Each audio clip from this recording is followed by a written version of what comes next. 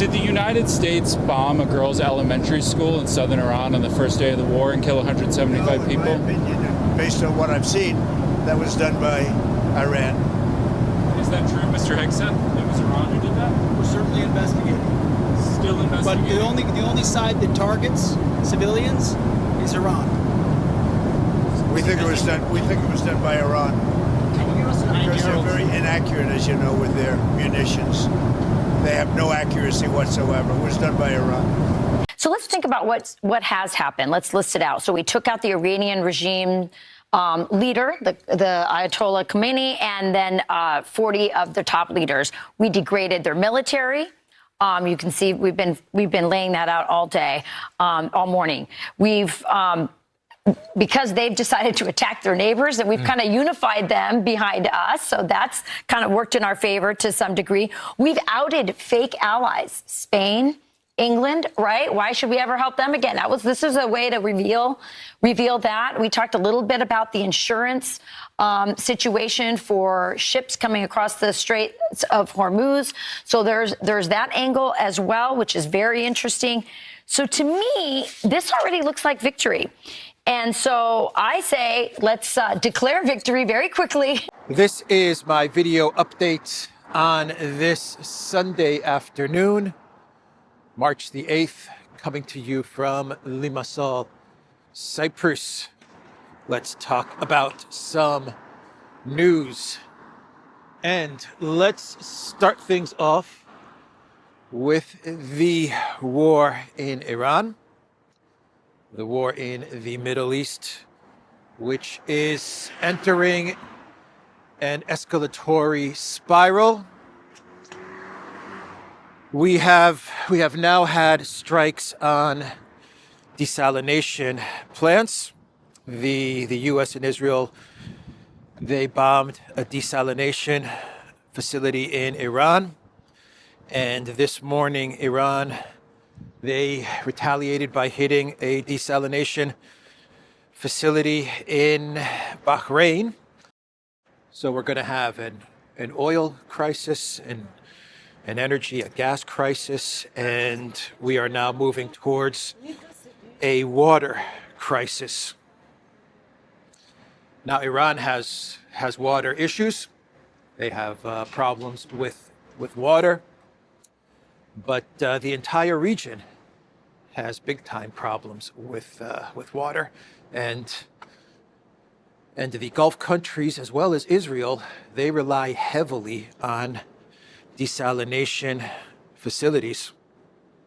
70 to 80% of the water from the GCC countries and Israel is from desalination.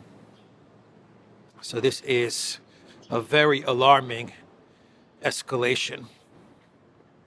The U.S. and Israel, they also launched strikes hitting Iranian oil depots. So that also happened, another escalation. And Iran retaliated by hitting an oil depot in Haifa. So Arachi, he posted on X, the U.S. committed a blatant and desperate crime by attacking a freshwater desalination plant in Kharg Island. Water supply in 30 villages has been impacted. Attacking Iran's infrastructure is a dangerous move with grave consequences. The U.S. set this precedent, not Iran. Bad precedent. Very, very bad precedent to set. And my understanding of these facilities is that they are very easy to destroy. Not difficult at all to demolish these facilities. It's not going to take much to push the region into a very catastrophic water situation. So Ali Larijani, he gave an interview yesterday. He is the national security leader for Iran. He's actually the person that many people believe is running Iran at the moment, one of the top leaders of Iran. And he said in an interview that the Strait of Hormuz, it has not been closed. It has closed in a natural way. We have not closed the Strait of Hormuz. Ships just don't really want to pass. It's closed in a natural way. That was his quote. Ships don't want to pass. It's closed in a natural way. Okay. That's what he said about that. He also talked about, or he claimed that American soldiers have been captured, and the U.S. government is saying nothing about it. Can't confirm that. This is what Larinjani claimed in this interview. And he also said that there are 2 countries in the region that so far have not allowed their territory to be used to stage attacks against Iran. He did not mention those countries by name. He said that he doubts that they will remain true to their commitment to not allow their territory to be used by the United States or Israel to launch strikes into Iran. But as long as they do not allow their territory to be used, then Iran is not going to strike at them. It is believed that those 2 countries are Turkey and Azerbaijan. Now, Trump, he gave an interview on Air Force One. And of course, the main topic of discussion was the war in Iran. So the reporters who were with him on Air Force One asked him all kinds of questions on Iran and what is happening there. And Trump's answers to these questions from reporters was quite disturbing. So Trump was asked about the strikes at a desalination plant, because this is a massive and dangerous escalation. And his response to the reporter's question was to talk about Iran and the horrific things that they do to babies and to women. I'm not even going to read you Trump's response to a reporter, though you will see it up on your screen right now, so you can read what Trump said to this reporter when asked about striking the desalination plants. A very shocking and disturbing reply from the U.S. president.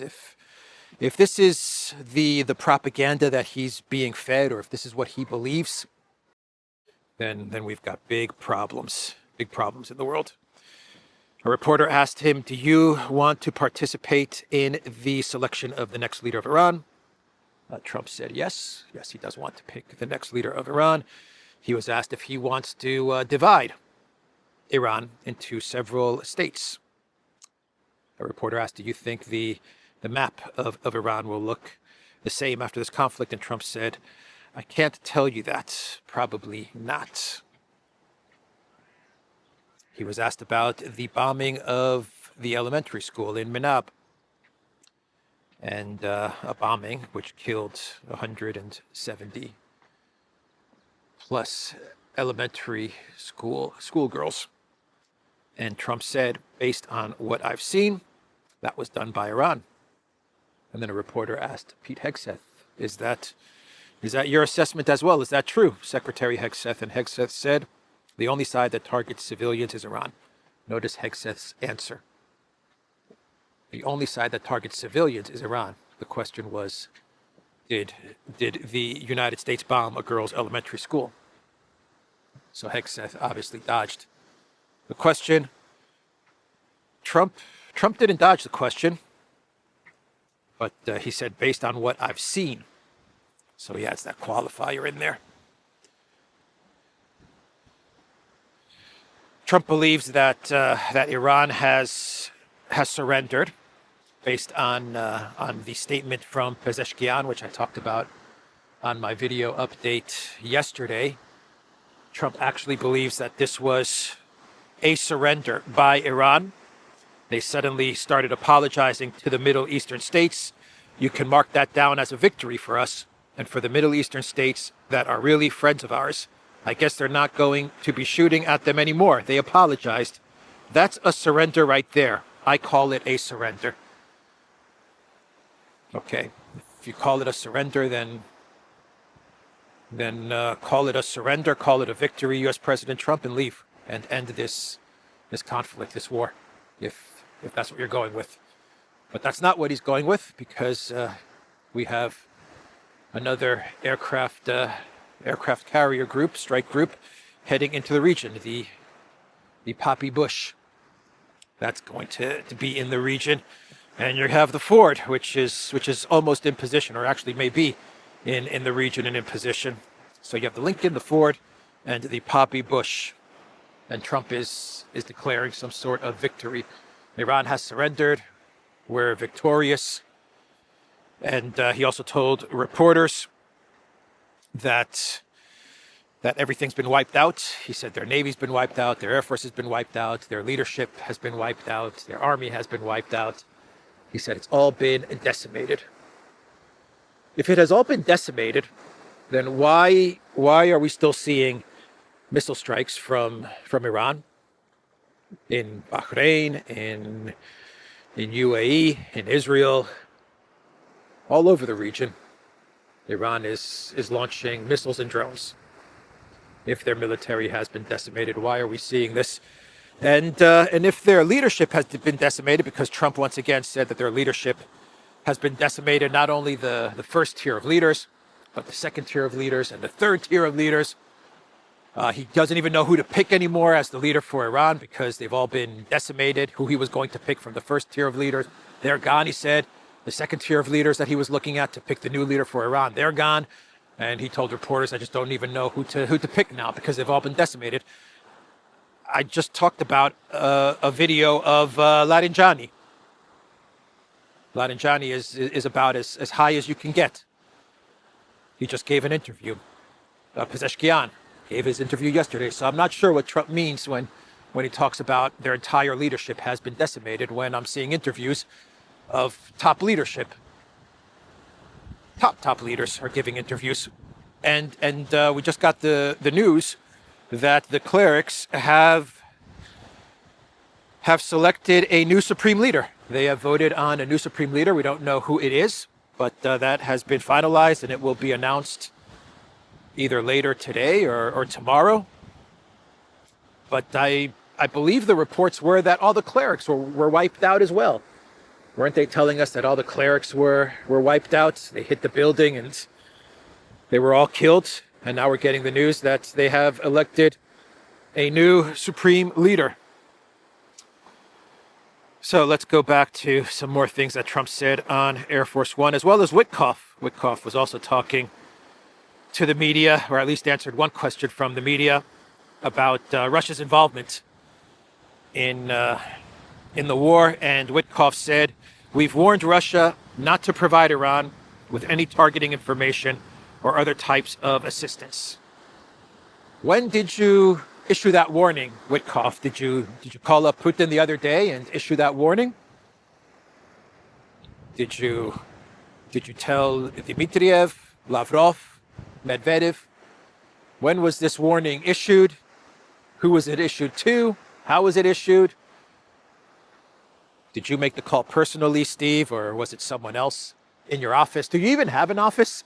Witkoff and Kushner, do they even have an office? Do they have a department?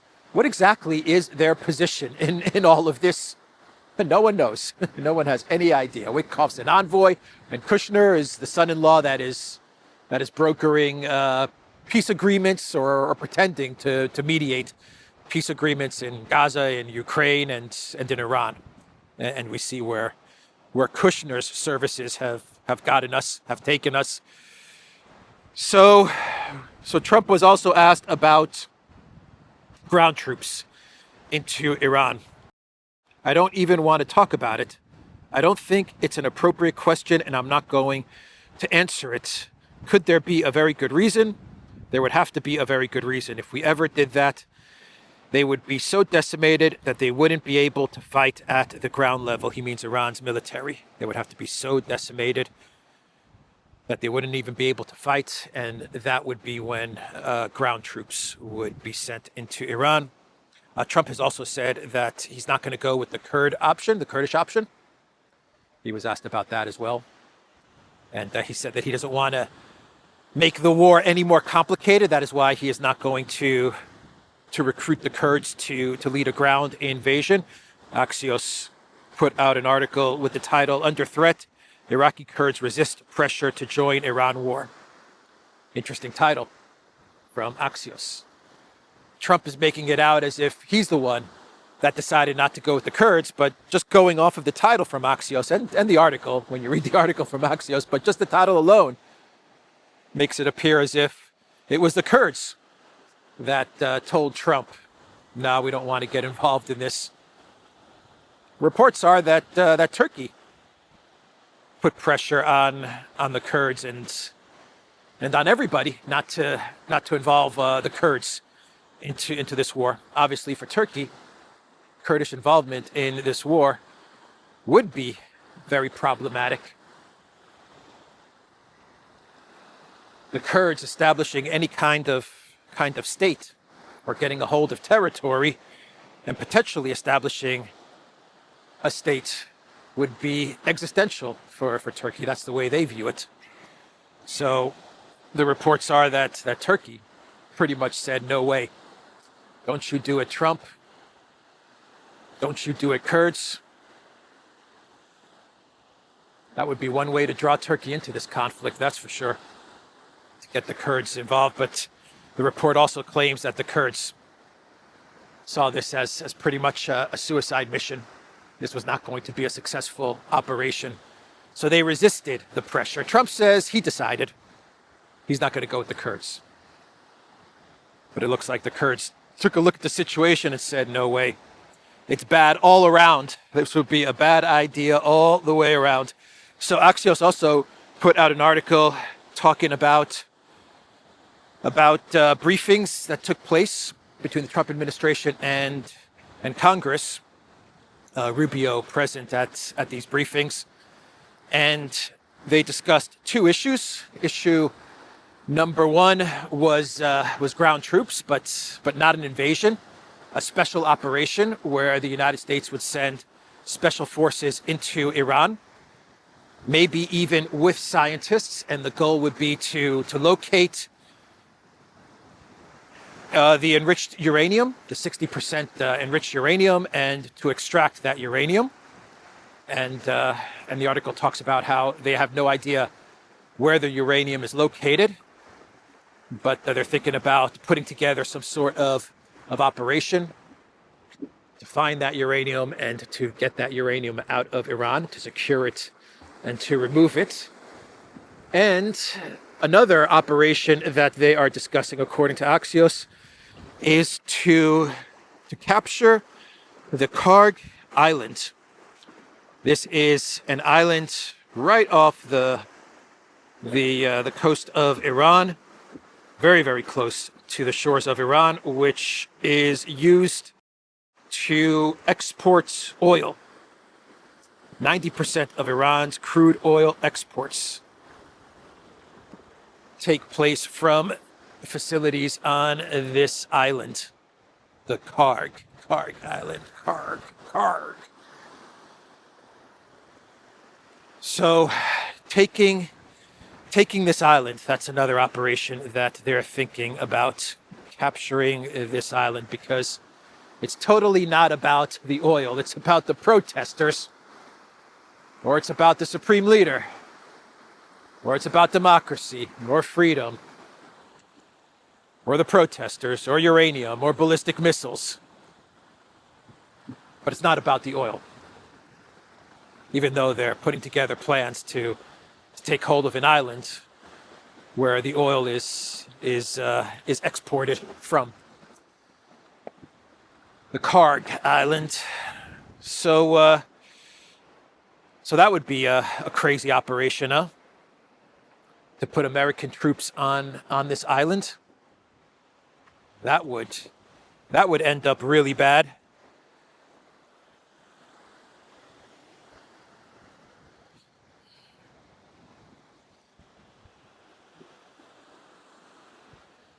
So that's Axios' reporting on what's going on in the war in the war in Iran. So many wars from the peace president. Saudi Arabia has issued a warning to Iran not to attack the kingdom. if the kingdom is attacked or continues to be attacked, even though there are claims that some of the attacks were false flags. But Saudi Arabia said they will enter the conflict. The problem is that if Saudi Arabia enters the conflict, then you know who else enters the conflict? The Houthis. That's another big escalation waiting to happen.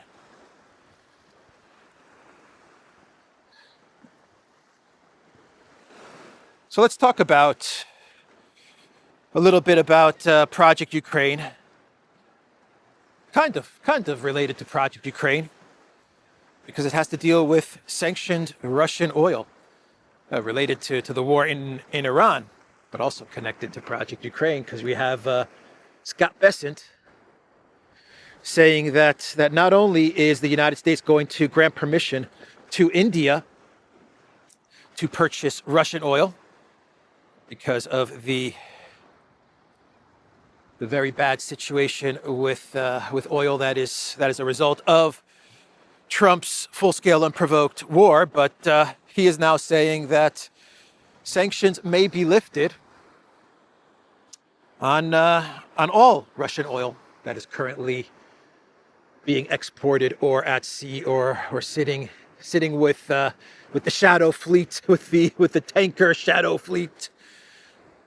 The shadow fleet, not insured by Lloyd's. Many ships now are not insured by Lloyd's. The shadow fleet has grown quite a lot, and a lot of those ships are located in and around the Strait of Hormuz. So that shadow fleet has really grown over the past week. We are on day, what are we on? Day 8? Day 9. We're on day 9 of the war in Iran. And the energy, the oil crisis is coming. It is coming. Storage facilities are going to be full. Gas facilities are being shut down. Now we're going after the water.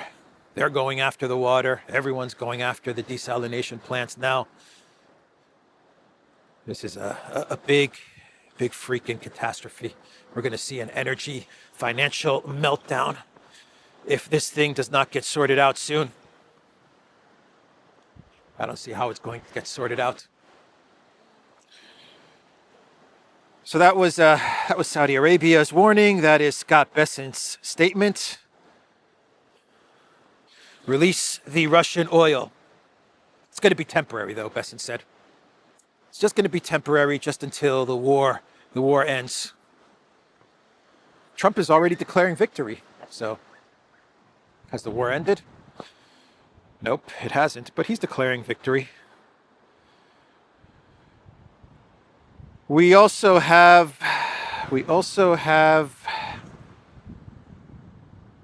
the attack on a U.S. embassy in Norway. This is an interesting story. Norway, where the Nobel Peace Prize is given out, huh? The Nobel Peace Prize that went to Machado, and then she gave it to Trump, and then the Nobel Peace Prize Committee said, no, you cannot give peace prizes to other people.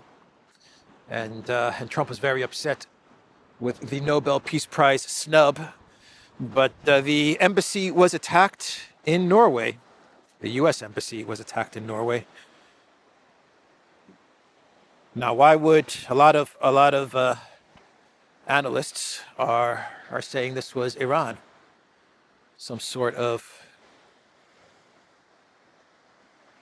group connected to Iran that is now taking the conflict into Europe. But why would Iran go after Norway when Norway has actually condemned this war?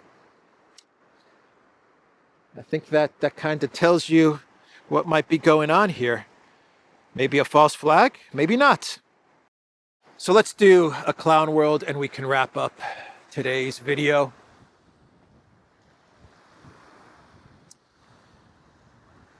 Yes, there are people swimming, even though it's not so warm today, but probably the best time to swim, probably the healthiest time to swim in the cold water.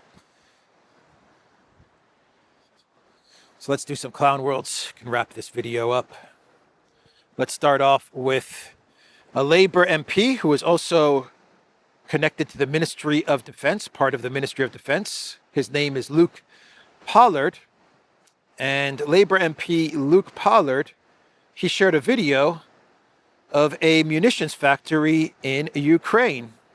And this was posted by the Ministry of Defense on their X account. I believe it has since been removed because Mr. Pollard, he basically exposed the location and the position of this munitions facility.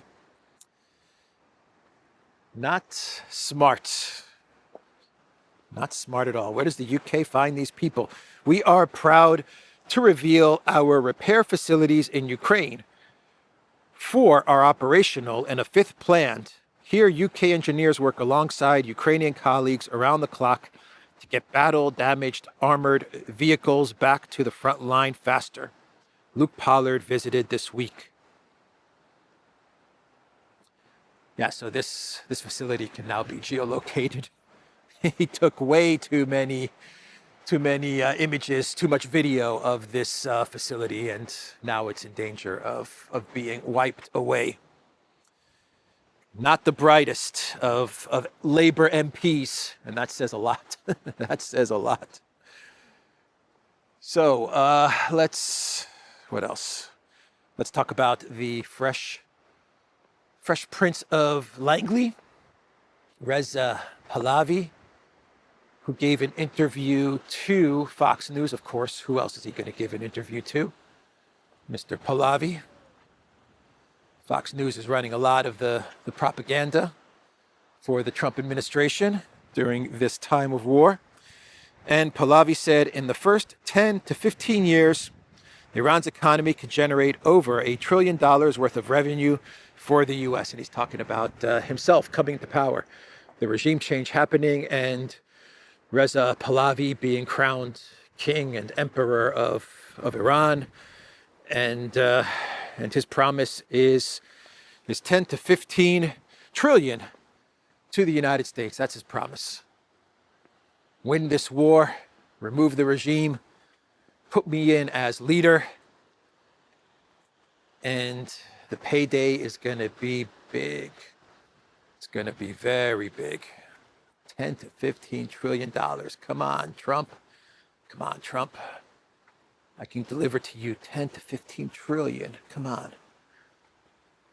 What an interesting palm tree?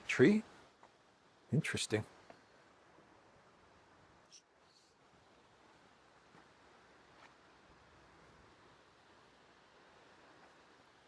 So that's Pahlavi making a clown of himself.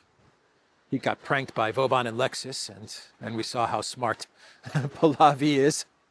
He actually believed that he was speaking to a German official via video, via Zoom. And he was excited about Germany entering the war. Take away their scripts, and they're not too bright, these globalists. So we'll end today's video with a clown world courtesy of none other than Stunning and Brave. Who else is going to be ending this video? Stunning and Brave. A couple of days ago, she was giving a speech about, take a guess, take a wild guess. Nope, not Zelensky. The other guy, Churchill. She was giving a speech about Churchill, a Churchill lecture, a rules-based global order in an era of power politics. She posted on X, "We stand before an opportunity. Europe can step into the global stage united and strong, or resign ourselves to the sidelines." Paraphrasing Winston Churchill in June 1940, "This may not be Europe's finest hour, but it is Europe's hour of decision." My remarks at the Churchill lecture in Zurich. Ah, that Churchill. That Churchill. Everything's about Churchill. Everything is Churchill. History begins with Churchill. History begins with Churchill. I wonder what school was like for all of these globalists. that went to the Klaus Schwab School of future global leaders, right? You know, that school that Klaus Schwab has. What kind of classes did they take? What was their schedule like? Kaya Kallas is there with Macron, and Macron asks, Kaya, what do you have first period? I've got physics, as discussed by Winston Churchill. Emmanuel, what do you have first period? I've got the history of Winston Churchill. Hey, Justin, yes? What class do you have third period? I've got gymnastics, according to Winston Churchill. It's just all Winston Churchill. Everything is Winston Churchill. That's all they know. Trudeau. Olaf, are we going to sit next to each other, Olaf? Trudeau, you idiot. I'm not invited to this school. I failed to get in. Anyway, all right. That's the video. theduran.locals.com. We are on Rumble. We are on Telegram and X. Also go to the Duran shop, pick up some merch, and check us out on Substack. I will see everyone tomorrow. I think this is the Amethyst Hotel. It's a big hotel, popular hotel. 5-star hotel, I believe. Okay, I will see everyone tomorrow. Take care.